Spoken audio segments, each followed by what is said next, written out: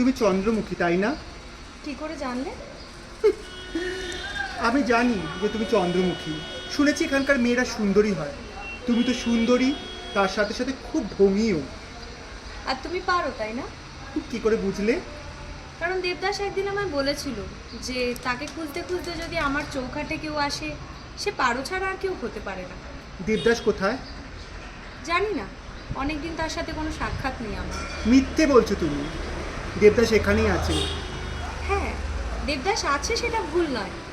এই ফুলে দেবদাস আছে, এই মাটিতে দেবদাস আছে, এই আকাশে, এই বাতাসে, সব জায়গায় আমার দেবদাস আছে। মিথ্যা বলছো। তুমি কি ভাবছো আমি দেবদাসকে নিয়ে যাব না? আমি ছিনিয়ে নিয়ে যাব দেবদাসকে। নিশ্চয়ই, যাও। তুমি এই ফুলের পাতা ছিনিয়ে নিয়ে যাও, এই আকাশের রং ছিনিয়ে নিয়ে যাও, এই বাতাস সাথে নিয়ে যাও, আমার দেবকে তুমি সেখানেই পাবে।